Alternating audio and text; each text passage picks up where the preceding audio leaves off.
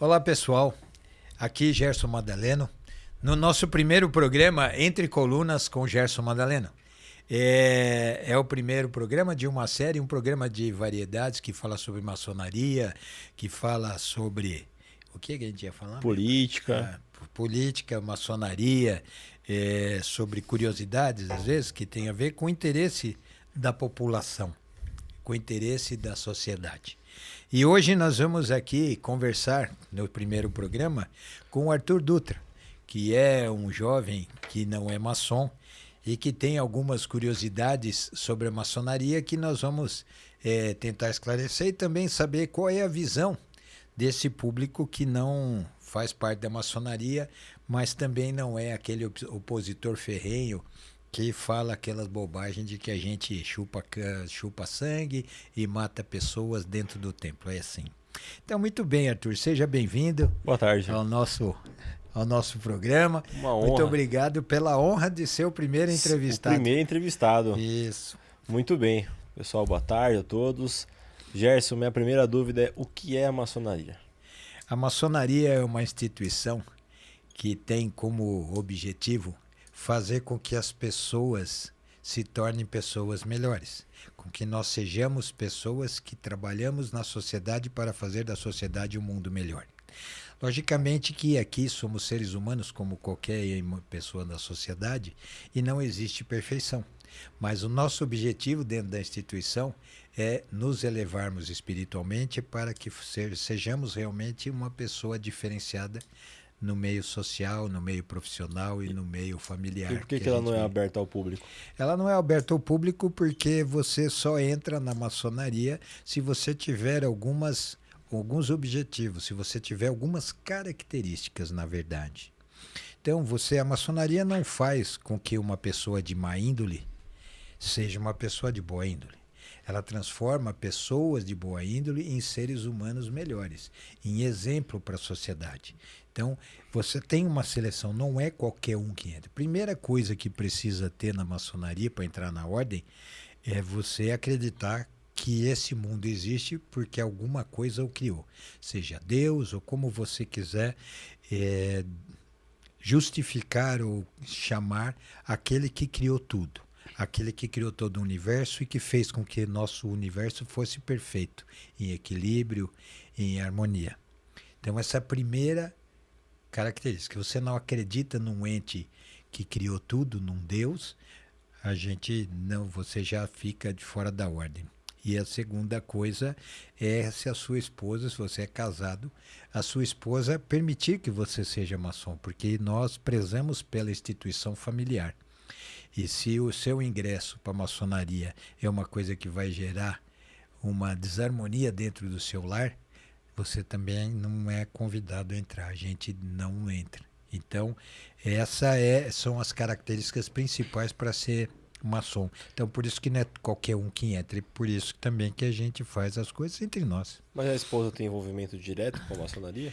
As nossas esposas podem fazer parte de uma instituição paramaçônica, que a gente chama de Fraternidade Feminina.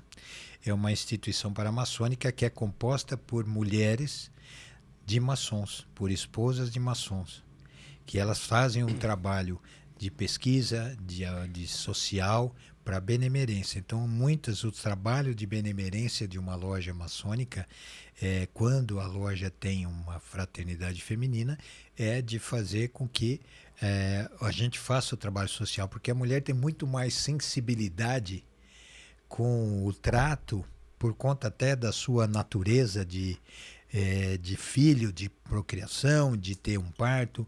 Aquele amor maternal é um amor incondicional. Por conta disso, elas têm mais sensibilidade em ajudar as pessoas, em ver as dificuldades do que os homens. Então, nós temos essa instituição, então ela faz parte, assim como as meninas, filhas de maçom, e também os meninos, filhos de maçom, que temos entidades paramaçônicas que fazem parte também, que colocam para próximo da gente a nossa família. Mas a fraternidade, ela só vai estar composta se tiver um casamento ou, tipo, tem como você fazer parte da fraternidade sem um homem? A fraternidade feminina, ela na verdade, ela é composta pelas esposas, mas ela pode também conter familiares do maçom. Então, por exemplo, se você não é casado, que é o seu caso, você pode trazer a sua mãe para fazer parte da fraternidade feminina. Mas uma desconhecida não poderia. Se for da família, pode. Sim, se quiser, sim. Mas Mas dificilmente você vai chamar pessoas que não tenham vínculo com a maçonaria. tipo né? amigo, já não poderia chamar. Não, porque não tem vínculo com a ordem maçônica. Dificilmente uma esposa vai querer, uma mulher que não é esposa de maçom, vai querer participar de uma instituição como a fraternidade feminina. Entendi, legal. E como é que funcionam os ritos lá dentro? O rito é assim, ritos maçônicos, eles são meios de se levar as pessoas à forma de evoluir como ser humano. São formas diferentes de se dar a mesma mensagem. Né? Quando você pega, por exemplo, qualquer religião, por exemplo, você tem o cristianismo, que é dividido e subdividido em várias vertentes. Todas elas pregam os ensinamentos de Cristo, mas cada um de uma forma diferente, de uma forma peculiar, de uma forma característica. Então, essas pessoas, né, os ritos servem exatamente para isso, para fazer com que a mensagem de evolução espiritual e pessoal de cada um dos seus membros seja uma coisa reforçada para que você possa evoluir. E cada uma tem uma forma diferente. Temos ritos que são bem esotéricos, temos ritos que são muito racionais. Dentro do Grande Oriente do Brasil, nós temos 7 ritos diferentes. E a ritualística serve para que nós possamos nos congregar. E é por isso. Tem algo místico? De misticismo não tem, nós temos esoterismo, nós temos aquela coisa de internamente do crescimento pessoal, que é esotérico interno, né? Não é exotérico, é o que é para fora, esotérico é o que é feito por para dentro. Nós fazemos uma introspecção para fazer uma evolução pessoal. A gente reflete sobre aquilo que é falado e o nosso comportamento faz uma comparação e começa a mudar comportamento, a ser uma pessoa diferente. Cada um tem o seu tempo. Ninguém evolui da mesma forma ao mesmo tempo. Cada um dentro da sua realidade vai evoluindo mais rapidamente ou não.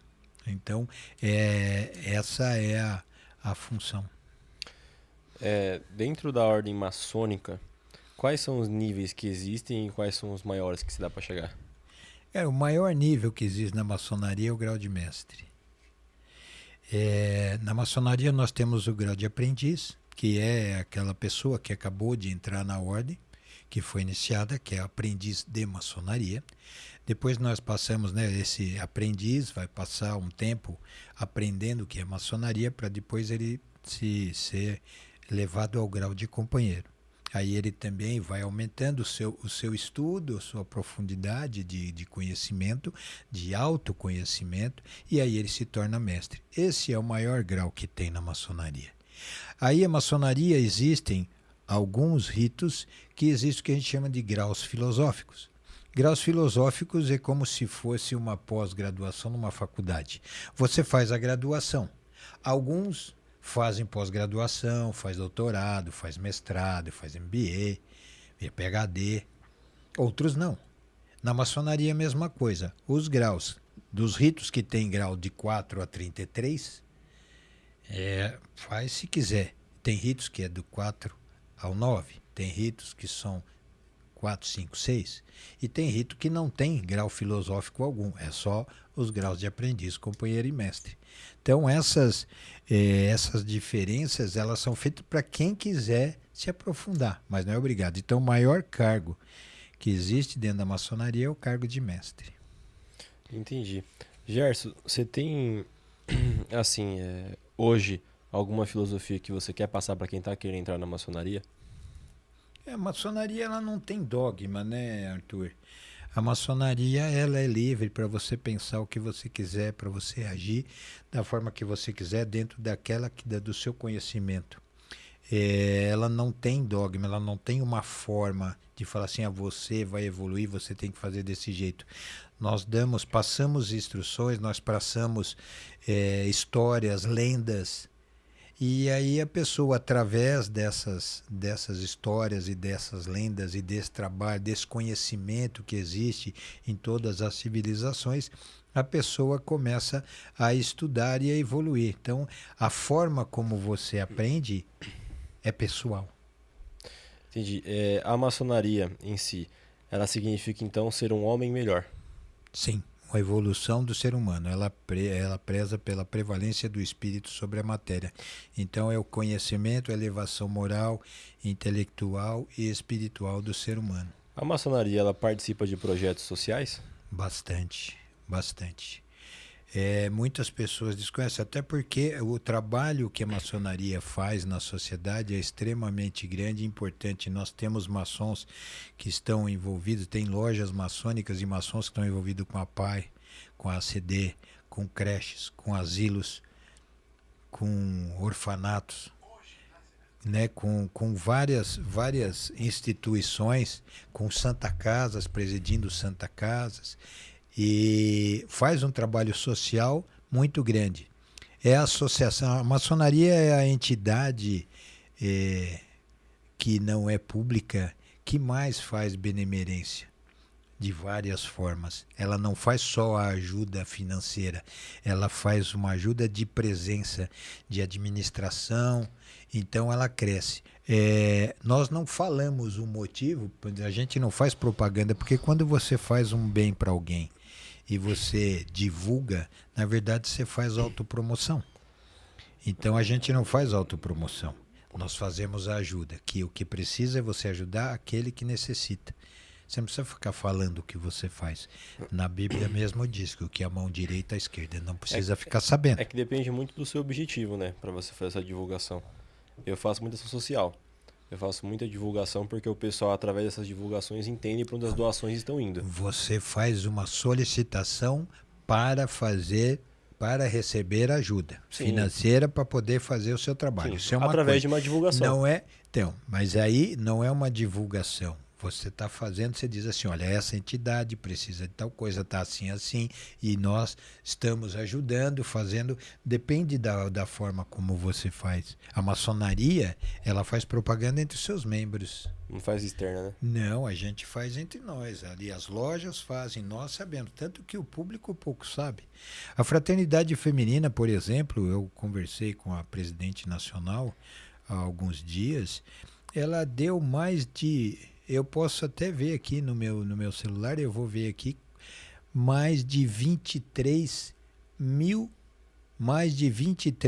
toneladas de ajuda durante um ano. Eu até vou pegar aqui para mostrar para você. Pega aí. Enquanto ele vai buscando, vamos então divulgar o podcast do Entre Colunas com o Gerson Magdaleno. Estará no YouTube, Instagram, Facebook, nas redes sociais. Você se entra lá, se inscreve, compartilha. Dúvidas sobre maçonaria política, vai ser direto com ele, nosso ex-grão-mestre aqui da GOB SP. Do GOB. Do GOB. Estou falando por influência dos verbos. Já está começando a aprender como funciona a maçonaria. Tá vendo? Eu tô enrolando aqui enquanto ele tá procurando. Depois faz o corte. Depois você faz o corte, né? Tem que fazer o corte. Não vai ter corte nenhum. Se não tiver o corte, eu não publico. Tá tudo certo. Gerson, eu queria de fazer uma pergunta. Existe algum ensinamento maçônico que mudou sua forma de enxergar a vida? Desde que eu entrei na maçonaria, sim.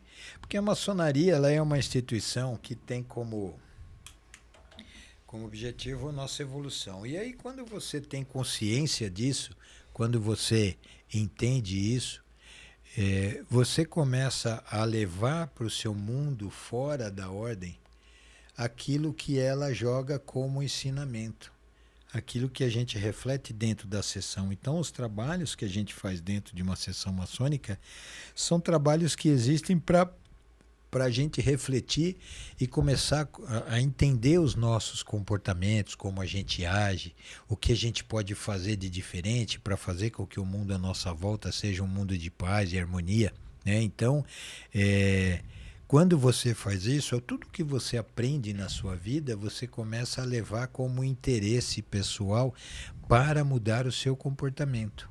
Então a gente acaba vendo quais são as nossas falhas, entendendo aonde a gente erra, quais são os nossos limites, o nosso desequilíbrio, o que faz com que nós nos desequilibremos emocionalmente, e a gente começa a ter um controle sobre isso.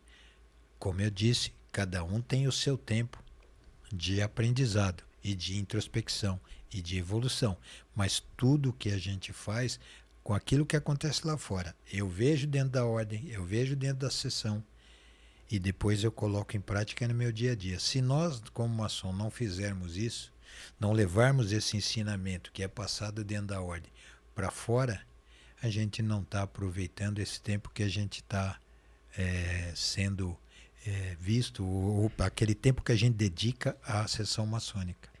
Você acha que nos tempos modernos a maçonaria tem tanta relevância igual antigamente? Olha, para internamente sim, se você for dizer politicamente hoje, ela é bem mais discreta do que era antigamente. Até a época de Getúlio Vargas, a maçonaria ela era a principal, o ator principal das ações de dentro da ordem, né, dentro da política do Brasil. Depois de Getúlio Vargas, que teve o golpe na década de 30, a maçonaria foi proibida de funcionar. E aí foi banida da política, porque desde a independência sempre houve maçom participando das decisões políticas, desde a independência. Então, todos os momentos históricos tivemos maçons trabalhando. Então nós tivemos maçons dentro da maçonaria, na independência, na abolição, na revolução, na guerra do Paraguai, na proclamação da República, e todos os eventos que nós tivemos, expulsão de curiosos, de guerras na liberdade, no território, defesa de território. E quando houve a maioria dos presidentes da antiga república até a década de 1930 eram maçons. Então eles conduziam a sociedade. Hoje não, hoje a coisa pulverizou, né? Nós temos maçons envolvidos na política, nós temos maçons, mas mais localizados nas suas cidades, nos seus municípios, no seu estado. Mas aí amplamente assim com decisões importantes dentro do cenário nacional, aí não tem tanto. Gerson, mais uma dúvida. Maçonaria tem alguma coisa a ver com Illuminati? Nenhuma, não tem vínculo nenhum. Quais são as diferenças dos grupos? Vou te dizer que eu não sei o que é Illuminati. Não existe nada de Illuminati, aquela instituição que prega a revolução, que prega esse tipo de ação armada, ou que eu nem sei na verdade o que é Illuminati. Eu nunca me preocupei, porque a Illuminati não faz parte da ordem maçônica, de verdade. É porque o pessoal diz que é como se fosse da conspiração, né? Não existe. A conspiração, todo mundo fala, desde que foi criada a maçonaria especulativa em 1717, dizem que os maçons querem derrubar os reis, depois querem derrubar governo, depois eles são dono do dinheiro e a parte da economia tem maçom por trás. Isso é grande bobagem. Os grandes conglomerados financeiros que mandam no mundo hoje têm de tudo. Maçom é muito pouco que tem, não faz parte disso, não são eles que determinam. Jorge Soros, grandes milionários do mundo hoje que detêm o poder, não são maçons. E eles que mandam no mundo. Não tem esse negócio da maçonaria ser líder de uma conspiração para acabar com os governos. Isso é bobagem. Tem uma outra pergunta. Existe algum segredo, mas que dê para ser revelado, que que você consiga estimular o pessoal a querer participar ou a revelar? Rapaz, na verdade, maçonaria não tem segredo, velho. Não existe segredo maçônico. O que a gente tem é uma descrição naquilo que a gente faz.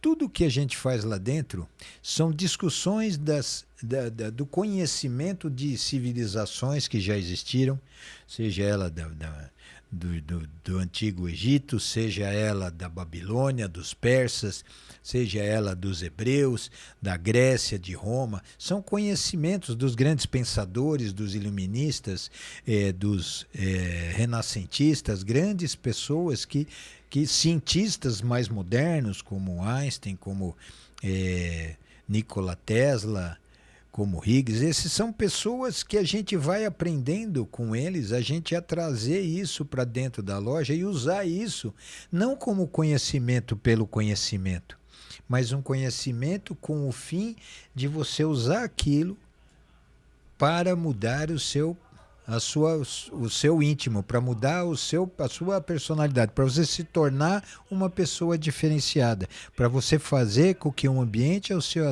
redor seja um ambiente de harmonia, seja um ambiente de paz, seja um ambiente de crescimento, de alta frequência, de boa vibração. Então, tudo que a gente fala lá dentro não é segredo. Está lá. Nós temos lendas bíblicas que fazem parte do nosso aprendizado. Nós temos todo o conhecimento da arte grega, de astrologia, de astronomia, mas não para dizer que eu conheço, mas para falar assim, o que isso me ajuda a evoluir como ser humano, a fazer com que o meu dia a dia no meu mundo seja diferente, seja melhor, seja mais harmônico. Então é isso, não existe um segredo. Por isso não dá para falar, qual o segredo? Você pode, contei todos para você agora. Só que as pessoas não acreditam, né? Como a gente está lá e não deixa ninguém ver, acha que não tem nada. É, porque não é aberto ao público, né? Pois é, o ser humano, quando você traz, se eu botar um envelope aqui, você vai olhar para o envelope e não vai... Agora, se eu escrever em cima do envelope e falar assim, não abra, segredo. Ah, rapaz, aí você vai morrer de curiosidade para saber o que tem lá dentro. Sigilo, não abra, é proibido. Aí a mentalidade, né, o ser humano, a mente do ser humano é realmente uma coisa fantástica, né? Então, é isso. Gerson, isso é igual aquela pergunta que o cara faz no estacionamento, né? Se o seu carro tem segredo, né? Se tem, ele não me contou, né? O carro não tem. O carro não tem segredo, o que pode ter alarme, né, velho? É pior que o segredo. É isso. Quer fazer alguma pergunta, Beto? Não, esse daqui é pra quem não é. Fica à vontade aí. Você é aprendiz, tá? Aqui é ex-grão-mestre. Olha lá. Tá aprendendo a tirar dúvida. Você toma invertida. Tira as dúvidas. Gerson, o que significa loja? Loja. Loja, na verdade, né? Quando a gente fala loja maçônica, quem não é maçom fica pensando que a gente vende alguma coisa. Aquele que não conhece a maçonaria fala assim, o que vocês vendem? Na verdade, a gente não vende nada. Quando a maçonaria ela vem das antigas guildas de pedreiros livres. Maçom significa pedreiro. Então, nas guildas de pedreiros, que seriam hoje as empreiteiras, que é onde você tem os trabalhadores, existiam lodges, que em inglês significa alojamento. Agora, por conta de uma similaridade fonética, começaram nas línguas latinas a chamar de loja, porque lodge, loja, ficou igual. Só que, na verdade, loja significa alojamento, que é o local aonde os trabalhadores da construção ficam quando a obra está sendo construída. Até hoje é assim. Então, loja é o local onde, né, o alojamento, é o lugar onde se reúnem os trabalhadores para falar, para descansar e para falar sobre o que vai ser feito no dia seguinte e o que foi feito no dia de hoje. É onde você traça o projeto, você faz, combina o que vai ser feito. E assim é numa loja maçônica, num alojamento maçônico, que a gente chama de loja.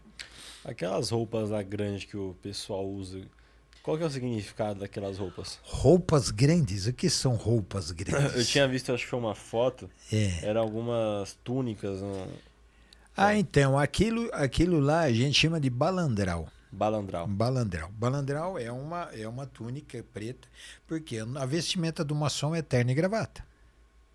Terno preto, camisa branca, calça preta, sapato preto. Mas às vezes alguns irmãos saem do seu trabalho e não tem tempo de ir para casa, se arrumar, se trocar para ir para a loja.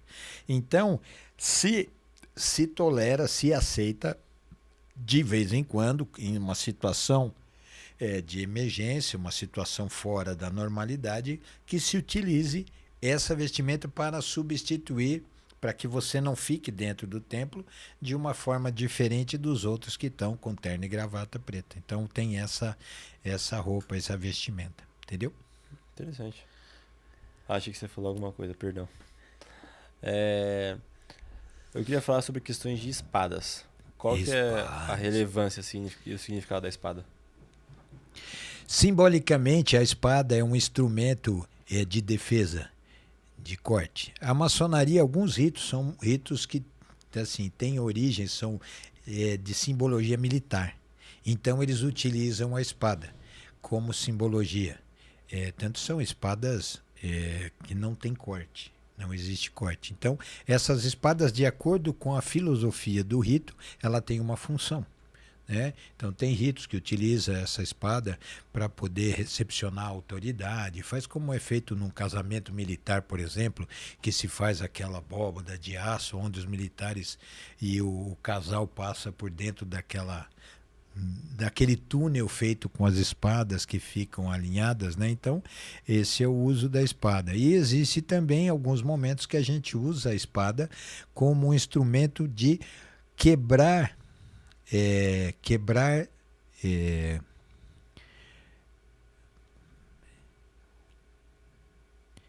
cara, você falava de vez em quando, foge, velho, é uma merda. Vai lá. De você quebrar casulos que a gente tem. Então, você vai passar, você vai ser aprendiz. Então, a gente usa simbolicamente a espada para fazer com que a gente quebre essa casca que faz com que você não veja ou não entenda a maçonaria, que você era um profano. Então é como se abrisse ou descortinasse à sua frente a oportunidade de evoluir como ser humano. Então são essas simbologias que a espada Quem foi que inventou isso? Boa pergunta. Parabéns. Vocês não... De forma nenhuma, eu faço a menor ideia de quem trouxe isso para dentro da maçonaria. Eu não sei. Pode ser que tenha algum estudioso que saiba, eu não sei. Tem algum criador da maçonaria em si ou não?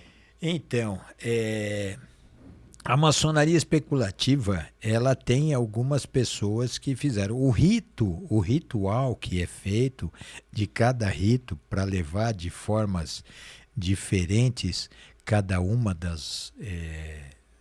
a forma de você trabalhar o seu interior, isso daí teve vários autores. Existem várias pessoas que criaram os seus rituais dentro daquilo que acreditava, alguns mais esotéricos, outros mais místicos, outros mais racionais.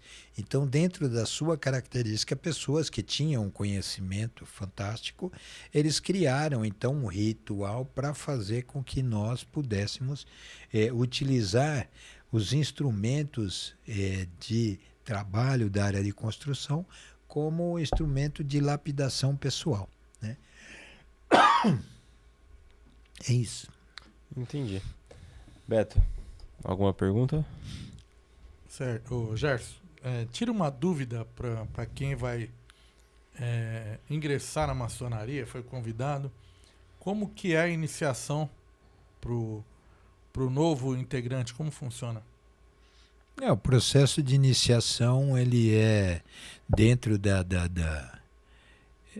cerimônia, é como se fosse um despertar, você vai tendo passagens e temas que são colocados para fazer você entender que você está entrando num local onde você vai trabalhar com o seu crescimento pessoal, onde o foco O que é importante é você crescer espiritualmente, é se tornar uma pessoa que gera um ambiente bom à sua volta. É uma pessoa que faz a diferença na sociedade. Tem alguma ligação espiritual, tipo, eu digo da parte com espíritos mesmo? Tipo, morto? Não, não tem. Nós Nada não do fazemos, né? Nós não somos religião, não somos seita. Só filosofia. A parte espiritual que a gente fala é Sim, o crescimento sim, interior, sim. não tem nada a ver com a Por parte isso que eu tentei religiosa. trocar a palavra. Não tem nada a ver com seitas ou com religião. Não é essa espiritualidade que a gente fala, como por exemplo de Allan Kardec. Isso. Não é isso que a gente fala. Isso daí, a Mas vocês também maçonaria. estudam? Ou não? Cada um estuda, assim, a parte de religião, cada um faz a sua. Nós não somos religião e não falamos de religião dentro da Eu ordem. achei que vocês estudavam isso lá dentro também. Não, nós não estudamos religião dentro. Então, cada um, a gente assim, preza pela liberdade de consciência e você pode, nós pregamos a liberdade, nós realmente somos democratas. Então, qualquer tipo de crença religiosa está lá. Nós não discutimos religião dentro da maçonaria. Por quê? Porque quando você discute algo que é paixão, porque cada um acha que a sua religião é melhor, Certo.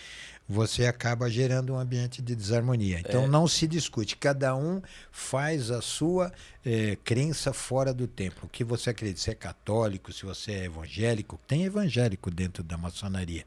Não pensa você que evangélico tem um monte que não quer saber e fala que a gente é adorador do diabo, mas tem um monte de evangélico que faz parte da ordem. Mas ele não pode falar, principalmente pastor. Tem pastor que é da ordem também. Mas aí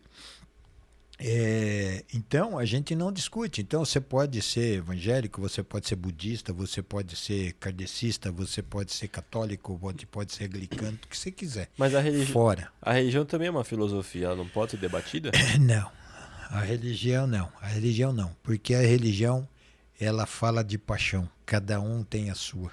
E aí quando você mexe com paixão, a coisa começa a ficar ruim, porque chega uma hora que há divergência de entendimento. Por que o cristianismo tem tantas vertentes? Porque eles não se entendem. A forma de se fazer, ou a interpretação que um deu e o outro não concordou, e aí vai mudando. Outras. E aí você cria outra. Então acaba gerando conflito. Então a gente não discute religião, não falamos sobre religião. Tem alguma religião que você segue? Ou que você recomendaria seguir? Rapaz, não. Cada um segue a sua. Cada um segue a sua dentro da sua crença, dentro da sua formação familiar, dentro do seu conceito de que é bom. Religião, ela é boa para fazer com que nós tenhamos um freio salutar para trabalharmos de forma muito positiva o nosso relacionamento na sociedade. Para você evitar ser uma pessoa falsa, uma pessoa que gera desconforto, uma pessoa que rouba, uma pessoa que engana, uma pessoa dissimulada. A religião, ela não existe religião que prega violência e falsidade. Mas cada uma tem uma forma de pregar isso. Então, cada um tem a sua. Siga o que a sua família, o que a sua consciência diz. Não vai pelos outros. Não tem certo e errado, né? Não existe certo e errado. Caminhos e consequências. Exatamente. E todas as religiões pregam a mesma coisa. Pregam a bondade, pregam a irmandade, pregam a humildade, pregam o fazer ao outro o que gostaria que fosse feito com você. A maçonaria, assim, todas as religiões, de uma forma ou de outra, falam exatamente a mesma coisa. Você amar o seu próximo como a ti mesmo. Então, essa é a linha que todas dão. Infelizmente, às vezes a gente vê pessoas que deturpam esses ensinamentos e causam problema, mas de uma forma geral é isso. As religiões querem que haja uma harmonia de relacionamento entre os seres humanos e uma conexão com Deus. Você tem alguma história para contar sobre a maçonaria? Rapaz, eu tenho algumas histórias que são bem curiosas dentro da ordem maçônica, que assim de sopetão a gente fica... deixa eu puxar, eu já tive situações... Então, eu tive situações que foram muito interessantes e que me impactaram muito. Como você sabe, a gente tem essa visibilidade na internet. E uma vez eu fui para uma cidade no interior de São Paulo. E lá na cidade, quando eu cheguei para fazer uma palestra para a maçonaria, que foi na cidade de Itararé, vários irmãos, a gente chega lá, começa a conversar antes da sessão e veio um irmão falar assim, pô, Madaleno, que bom que você está aqui, caramba. A minha esposa sofreu, a cunhada, tinha sofrido um AVC. E ela estava acamada, não podia quase se movimentar, tinha dificuldade para falar, e ela falou assim, você sabe que ela fica vendo as suas postagens na internet e isso distrai ela e ela virou sua fã. Daí eu falei assim, tudo bem, vamos tirar uma foto aqui, manda para ela, né? Fala que eu mandei um abraço e tal. E depois eu falei assim para ele, como eu estava ali, no dia seguinte eu ia para Itapeva, que eu tinha um evento em Itapeva, eu falei para ele, amanhã, depois quando a gente terminar a sessão, você me passa o seu número, que eu quero ver se a gente marca alguma coisa para ir lá na sua casa. Acabou a sessão e ele acabou indo embora, e ele nem passou nada.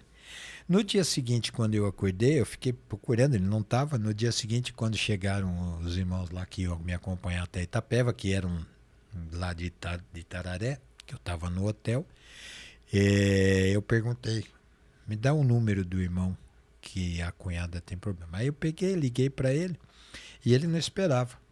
Daí eu falei, pô, você não ficou demais, eu não queria incomodar. Eu falei assim, incomodar, velho, não tem incomodar. Peguei o endereço e fui lá visitar. Cara, a alegria da cunhada, quando ela me viu, uma coisa que para mim não custou nada, foi lá fazer uma visita, levei os outros irmãos que eram da loja, e a gente ficou lá conversando com ela 15 minutos. A emoção que ela teve, o carinho, a alegria, inclusive informações recentes que eu tenho dela, parece que ela já recuperou bastante os movimentos, já está bem melhor. Você vê, é uma coisa que quando a gente faz, quando a gente vai em algum lugar, pequenas atitudes podem gerar impactos muito bons de bem-estar, de harmonia, de manter um ambiente de alta frequência, de vibração agradável. Então foi isso que a gente faz. Então essas coisas são coisas que eu me atento muito. Então geralmente a gente tem essas oportunidades de fazer. A gente foi entregar uma comenda, isso é comum acontecer, né? Porque o maçom com muitos anos de maçonaria, ele tem direito a receber uma comenda que a maçonaria dá em agradecimento, né? Porque o trabalho maçônico é voluntário. Então você pega um irmão que tem 45, 50 anos, 55 anos de ordem maçônica direta, ele recebe uma homenagem. E algumas vezes a gente foi em algumas lojas e o irmão com 50 anos de maçonaria fica adoentado, estava em cama, acamado, estava em casa, não pode andar, está com dificuldade. E a gente vai até a casa do irmão para fazer a entrega pessoalmente para ele. A emoção que isso traz, a emoção que essa ação tão simples, tão fácil de ser resolvida, essa ação traz uma alegria para aquela pessoa, para aquele irmão, que vale a pena a gente fazer assim, vale a pena a gente se preocupar em fazer o outro feliz, em reconhecer o trabalho que foi feito, a dedicação que ele tem. Eu já tive situações um pouco tristes. Numa época eu fui para Assis e eu entreguei uma comenda para um irmão que tinha 40 anos de ordem. E com 50 você ganha uma outra. E eu falei para ele assim, Manuel, quando você fizer 50 eu venho te entregar essa medalha. E aí o que aconteceu? Uma semana a gente combinou a sessão, nós marcamos o dia, marcamos a sessão, uma semana antes de eu estar lá ele faleceu. Aí foi a cunhada lá receber. Foi uma emoção assim bem... Foi um negócio muito emocionante. Fizemos também em Rio Preto uma vez uma sessão daquela época de pandemia. Então em 2021 fizemos uma sessão com todas as lojas maçônicas da região, das potências, para fazer uma homenagem aos irmãos que tinham partido e fazer uma entrega de homenagem para as cunhadas que ficaram viúvas. Então também foi um negócio muito impactante, muito emocionante, porque muita gente desestruturou a família, né? Mesmo quando a gente está cansado, com sono. E na questão de alguma história engraçada? História engraçada. Eu tenho histórias engraçadas para contar. Mas eu preciso me recordar disso agora, que eu não sei qual é. Né? Tem passagens. Outro dia eu estava conversando com um monte de gente. A gente vai batendo papo. É uma coisa que acontece tão naturalmente que a gente acaba não gravando. Não é uma coisa que faz para aparecer. A gente faz natural. A coisa está acontecendo e a gente sem faz. intenção. E aí você não grava. Por quê? Porque é espontâneo. Eu sei que tem, porque eu tô na maçonaria porque ela me faz bem, porque ela me traz muita coisa legal, já fiz muita coisa. Eu já fiz muita coisa na vida, né? Não só dentro da maçonaria, né? Eu já fiz curso de direção ofensiva e defensiva de carro, já fiz curso de tiro, já fui coordenador de controle de acesso de área VIP na Fórmula 1 de 93 a 2005. É coisa que não tem nada a ver com o meu dia a dia. Como é que você chegou nisso aí? Por conta de contato de amigos, né? Tinha amigos que tinham uma empresa de segurança. E a gente visitava, ia lá, saía à noite, saía do trabalho, ia para lá. E tinha estande de tiro, era uma empresa de segurança, a gente ficava fazendo e as coisas eram militares. E a gente acaba convivendo com isso. E a empresa foi contratada para trabalhar na Fórmula 1. E aí eu fui falar, eu quero ir. O cara falou, pô, Rogério, isso aquilo lá é uma loucura, bicho. Você fica das 5 da manhã às 7 da noite em pé o tempo todo por 4 dias. Eu falei, não, mas eu gosto, quero estar lá. E aí no primeiro ano eu virei lá, eu era peãozão. No segundo ano eu fui junto com o diretor, porque era meu amigo. Eu fui junto com um dos diretores da empresa na reunião para montar o esqueminha.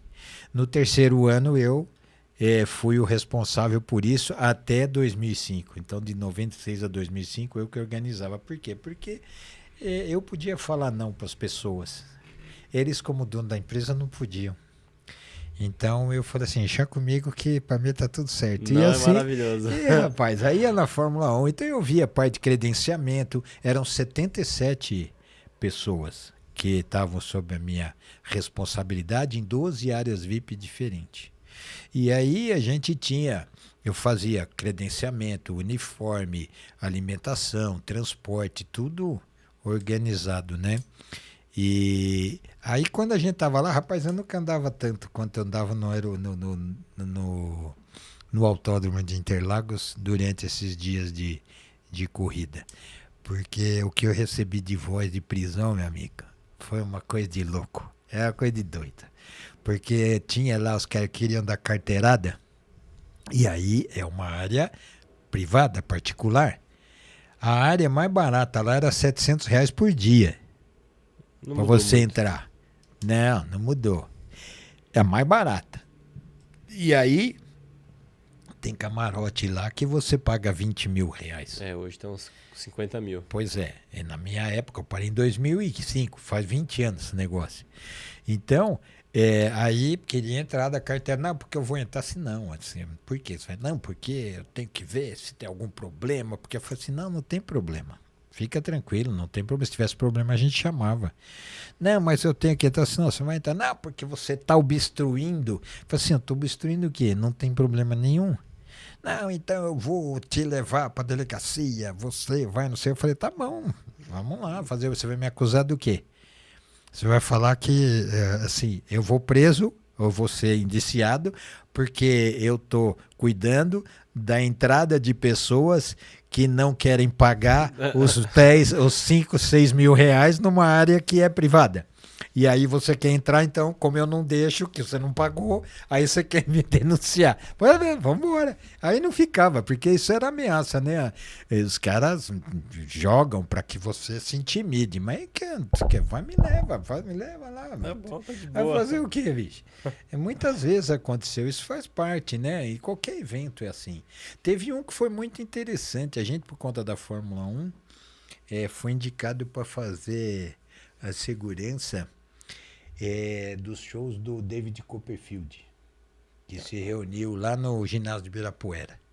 Ele fez 11 shows. Então aí nós fomos chamados, eu fiquei lá como coordenador do show. Ficava o Tadeu também. E aí a gente tava lá e tal, começa o show. Show é uma beleza, cara, porque a hora que começa o show, acabou o movimento. Aí eu subia, ia pro camarote e ficava só, mas tinha um sanduichinho, um refrigerante. Cara, eu vi os 11 shows do David Copperfield, eu sabia tudo que ele falava. Eu decorei toda a fala dele.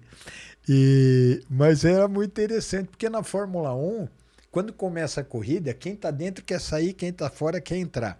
É uma insanidade, você não vê passar a corrida. São 2 horas que você, quando vê assim, eu falava com meu filho, às vezes eu ligava para ele para saber quem tinha ganho, porque eu tava lá naquela correria, naquela andança toda lá, a gente nem via. Aí uma hora acabava assim, você não via mais barulho de carro, falou, puta, acabou. Por quê? Porque tinha esse monte de coisa. Era gente querendo entrar, era gente que estava sem credencial, estava com credencial errada, queria entrar no lugar, estava no lugar, saía para querer entrar no outro. Não pode, esse é o lugar. Sabe, é insano. Agora, show em ginásio, em teatro, isso é baba. Porque dá treta no começo. A hora que começou o show, acabou. Não tem mais o que fazer. Agora a Fórmula, o pessoal que tá assistindo quer parar de assistir, vai sair, troca. Cara, que legal, eu não sabia disso de você. Mas tem esse negócio aí, a gente já fez bastante. Cara, tinha um amigo que ele é ortopedista, vê só as coisas que eu faço. O cara é ortopedista, a gente jogava futebol, era do grupo de futebol. E a gente jogava bola, e de vez em quando ele tinha cirurgia para fazer, num sábado de manhã. Aí ele ia fazer a cirurgia, aí eu ia com ele, só para ver fazer cirurgia. Então, colocar pino, eu ia lá com ele. Mas por quê? Porque eu sempre fui assim curioso de ver as coisas, de entender as coisas. Eu ia lá e eu ajudava ele. Sou dentista, minha área é a área da saúde. Mas não pode, né? Eu posso estar lá junto com ele. Eu não fazia cirurgia, mas eu estava lá. Às vezes você precisa assim, bicho, o cara cortou assim, vai botar um pino na perna. E aí ele pega e corta a musculatura, né? Desseca a musculatura para chegar no osso, por exemplo, na batata da perna, ali na canela. Cara, e você tem que manter aquilo aberto para o cara conseguir botar o pino, fazer o furo, que é furadeira. Põe o pino, põe os parafusos, aperta e para. Você tem que segurar aquele campo para ficar aberto para ele ter acesso ao osso. Eu ficava segurando os bagulho lá, mano. É muito interessante, bem legal. E você saiu de segurança... Sim, virar segurança, fazia. E eu era dentista, viu? Você já era dentista? Eu era dentista. Eu ia te perguntar agora, como é que você é dentista? Ainda é, né? Eu sou dentista desde que eu nasci. Assim, sempre tive ligação com a área de odontologia, né? Meu pai era protético. Eu comecei a trabalhar com 15 anos num laboratório de prótese. Comecei lá com um peãozão, levando trabalho, de office boy, levando trabalho para cima e para baixo, buscando trabalho. Depois fui aprendendo a arte de fazer dente, e depois entrei na faculdade de odontologia e virei dentista. Então, e tudo isso que eu fiz, eu era dentista. Eu já estava trabalhando, mas é curioso, velho. Faz tudo. Assim, eu gosto disso. Tem muita coisa que eu vi na vida por causa disso. Com relação à arma, tiro, eu fazia. Eu via as coisas acontecerem. Dava tiro. No clube de tiro tinha arma de tudo quanto é jeito. Eu dava tiro de tudo quanto era arma. Desde metralhadora, submetralhadora, 12. Isso aí eu peguei na mão e falei assim, você precisa ter arma, você tem que tirar o porte. Não vou tirar o porte. Bom. Eu não quero tirar porte de arma. Porque assim, para você usar arma, a hora que você pega, você tem que usar. É pegar e dar o tiro, meu amigo. Se você pegou, dá o tiro. E eu não tenho essa índole. Então, eu não quero ter arma, porque eu vou pegar a arma e vou querer só ameaçar o cara. O cara vai me roubar a arma e ainda corre o risco de enfiar a arma no meu nariz. É bom tirar a mira, né? Pois é, tem que tirar a alça de mira para não machucar. Não machucar muito. Então, sabe, então não vale a pena. Então não tem. Eu prefiro usar, né, assim, ó, tá tudo certo, leva ou para, tá assim, você usa a cabeça. Porque senão eu vou morrer, eu viro vítima. Aí você pega a arma e não vai atirar, você se ferrou. Já era. É, Mostrar tem que usar. Então você tem que saber até onde você vai. Tem gente que vai e fala assim, não, se precisar eu pego o pai e dou o tiro e acabou. Você já foi assaltado? Assim, no tete a tete, não. Mas sem ser já. Já roubaram meu carro, já roubaram o toca-fita dentro do carro. Naquela época era toca-fita. Lembra toca-fita, Betão? Antigo, hein? De gaveta, mano. Rodstar. Era de gaveta, que você puxava assim pra ninguém Levava a roubar. gaveta embora, né? Pois é, e aí um dia eu deixei, foi assim, entrei em casa pra pegar um negócio, quando eu volto os caras tinham quebrado o vidro e levado a porra da gaveta. E eu sempre pegava, tirava, entrava, quando esqueceu, pum. Então, às vezes acontecem essas coisas, né? Mas, assim, de pessoal assim, graças a Deus, não, eu sou protegido. Deus ajuda. Que se vir já faz o triângulo assim da maçonaria. Aí que o cara vai dar o pipoco de vez. O cara vai achar que é alça de mira, né? Pois é. O alvo. Betão, tem mais alguma pergunta pra você fazer, irmão? Falta 9 minutos. 9 minutos. Faça suas considerações. É. E mais uma pergunta para finalizar e o Gerson finaliza. Gerson, eu gostaria de saber sobre uma filosofia para ser usada no dia a dia. Filosofia para ser usada no dia a dia. Muito bem. Antes dessa, então, já me responde a pergunta. Vai pensando nessa. Tem algum... A maioria dos filósofos foram maçônicos ou tiveram influência na maçonaria para que ela fosse constituída? Tipo, Platão, Sócrates, Kant. Não. Então, veja só. Isso é interessante a gente falar. A maçonaria, como a gente conhece hoje, ela tem data de nascimento. Ela nasceu em 1717, em junho de 1717. Tá. Platão é anterior a isso. Sim. Sócrates é anterior a isso. Eles eram pensadores, eles eram filósofos, mas não eram maçons. Porque maçom, até 1717, maçom é pedreiro. Pega no dicionário e põe lá, maçom, e pede a tradução. Do francês, pedreiro. Do inglês, mason, pedreiro. Entendeu? Então, maçom significa pedreiro. Nessa época existiam os pedreiros. Existia a maçonaria, que é a pedreiraria, que é a guilda de pedreiros que construíam, que tinham a arte da construção. Os operativos, eram pedreiros operativos. Nós, hoje em dia, desde 1717, nós somos maçons especulativos.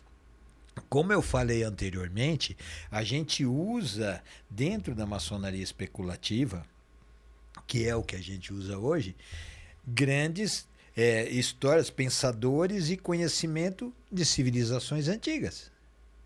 Dentre elas, Sócrates, Platão, a gente vê Montesquieu, a gente vê... Dostoiévski, Kant. A gente vai vendo tudo, a gente estuda tudo para aprender a usar de forma correta, ver o que é certo, o que é errado, o que é civilizar, aprender com a história, aprender com a civilização. Entendeu?